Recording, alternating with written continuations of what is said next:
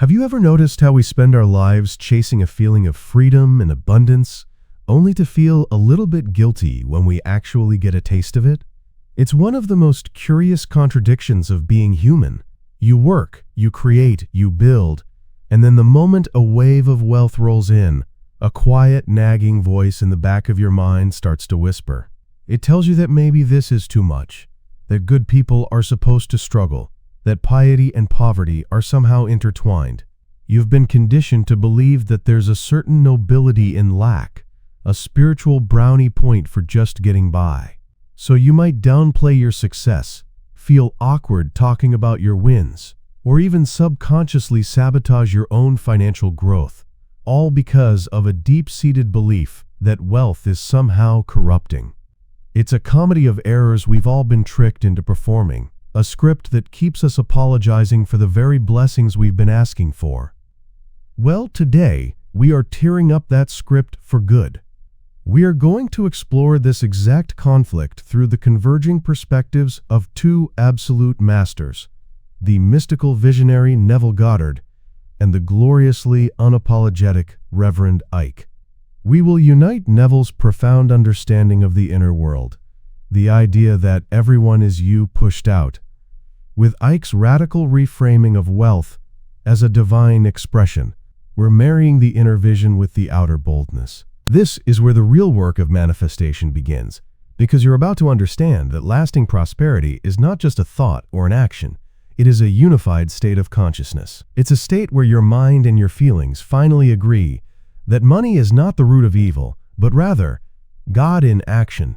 By changing this inner state of guilt, your world must, by law, push out and reflect a new reality, where your wealth is not a sin, but a beautiful, resounding testament to your alignment with all that is good. So how do we get into that beautiful, resounding alignment? This is where Neville's genius comes into play, and it's so much simpler and funnier than you think. He taught that the entire world and everyone in it is simply you pushed out. Now let's be honest, when you first hear that, it sounds a little unhinged.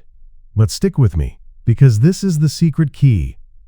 Imagine that your consciousness is the universe's busiest, most flustered casting director. You're sitting behind a big, important desk in your own mind, and you have the power to cast every single role in your life's production. The problem is, most of us run our casting agency like it's a chaotic open call for a disaster movie. When you secretly harbor the feeling that being wealthy is a bit greedy, you are sending out a casting call. You're putting up a notice in the great metaphysical casting office that reads, "Seeking actors to play the part of judgmental relative who makes a snide comment about my new car." You're looking for someone to embody the unexpected $1,000 bill that proves money is fleeting. You even cast the role of your own inner critic, giving it the best lines. Then, when these actors show up and perform their roles flawlessly, you think it's them. You get upset at your cousin, or frustrated with your bad luck, completely forgetting that you wrote their script and handed it to them on a silver platter. This is precisely where Reverend Ike would lean back in his chair, smile a diamond-studded smile, and say, "That's right." He knew that you were the one giving God, the universe, your own subconscious mind, its marching orders. You can't broadcast the signal of guilt and expect to receive the program of glorious abundance. You can't be the casting director for a tragedy and wonder why everyone is crying. So the work isn't out there, arguing with the actors.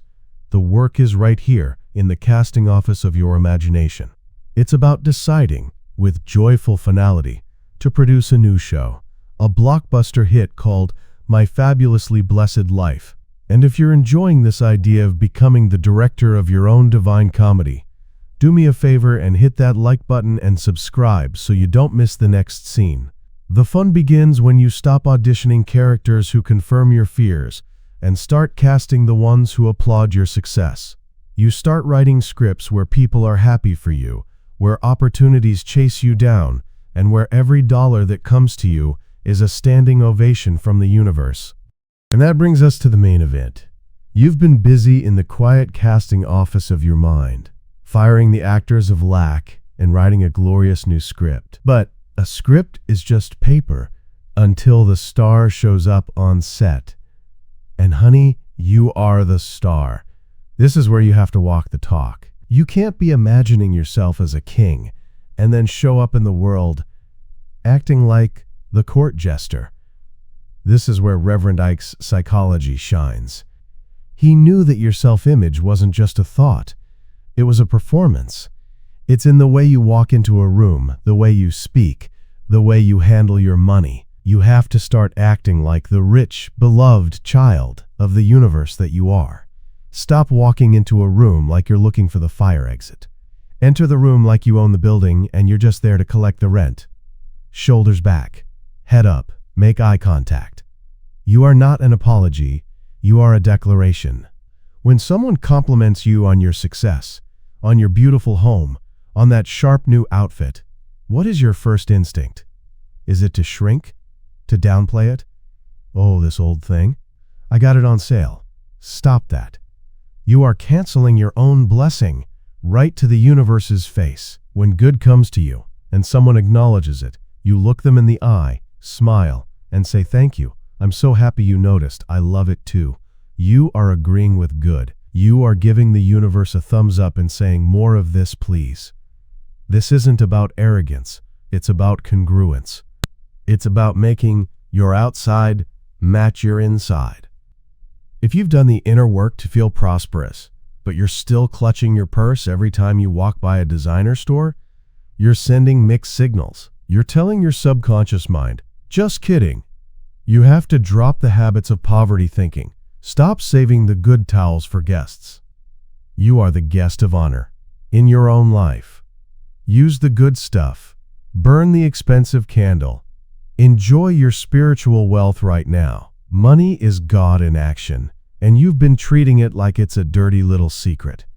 When you pay a bill, stop sighing like you're losing a limb. Bless that money on its way out.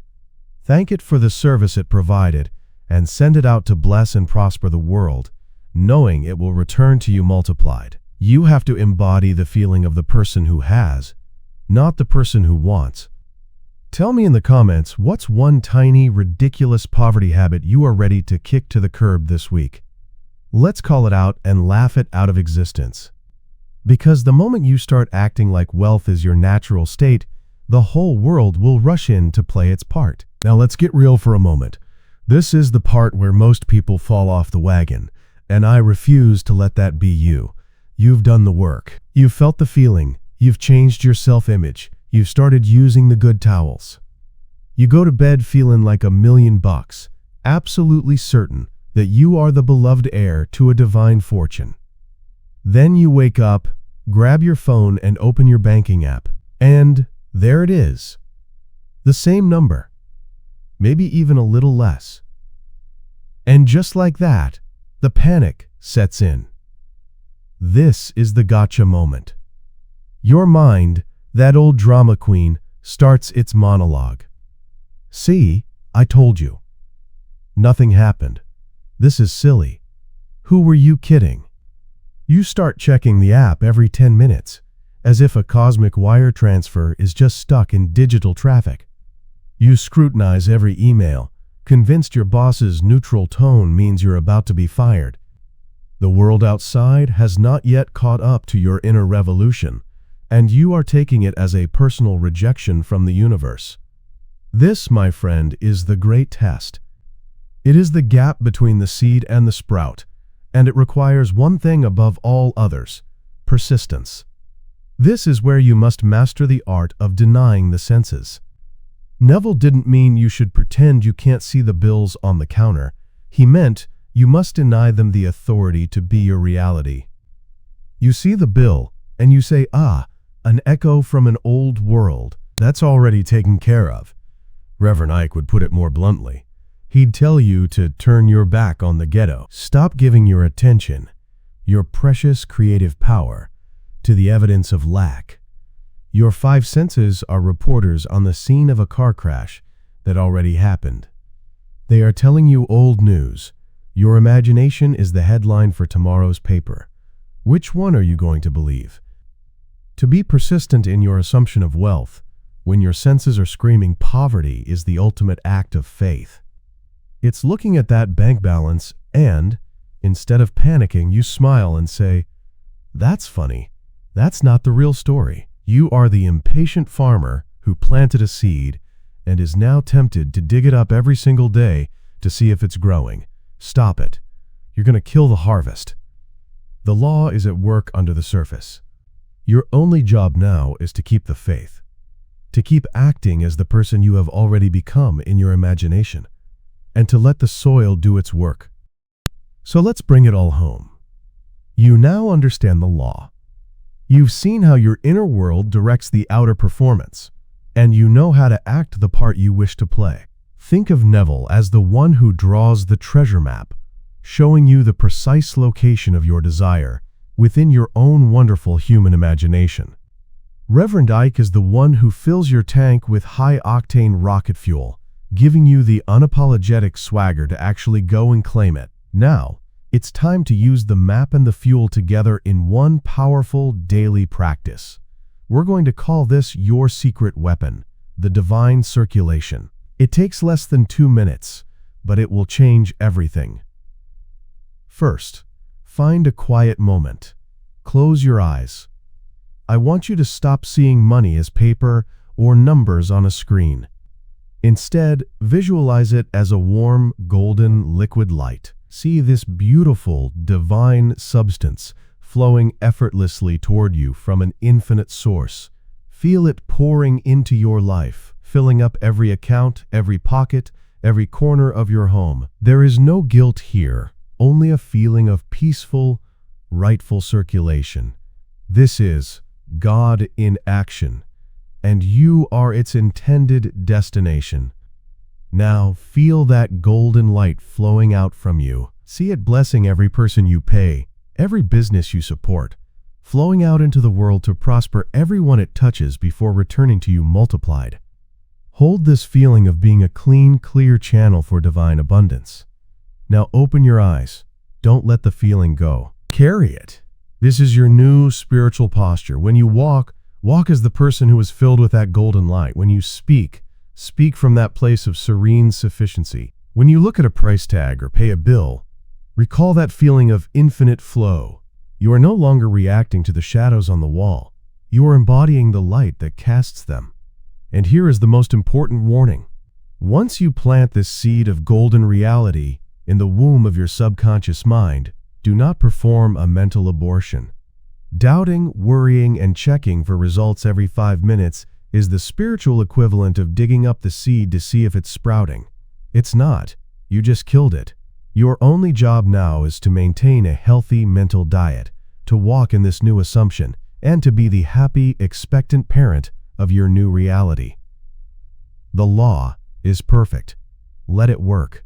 So here we are, at the end of the lecture, but at the very beginning of your true life. We have torn up the old script of guilt. We have fired the actors of lack. We have united the quiet, formidable power of the imagination with the bold, unapologetic performance of divine confidence. You now hold the map from Neville and the rocket fuel from Ike. There is no force outside of you holding you back. There is no cosmic accountant judging your worthiness. The only power, the only God in your universe, is your own wonderful human consciousness. You are the sole operant power. The universe isn't testing you, it is responding to you. It's not holding out on you, it is simply waiting for your clear, unwavering command. It's time to stop whispering your desires and start declaring your reality. It's time to stop apologizing for the blessings you have demanded into existence. Stop acting like you're borrowing the universe's car and start driving it like you own it. Because you do. The only affirmation you will ever need to live by is this: I am so wealthy, my very presence is an act of divine charity. If you are ready to master these unified teachings and embody this truth every single day, make sure you subscribe. It's time to fully become the embodiment of I Am and live your wealth mindset.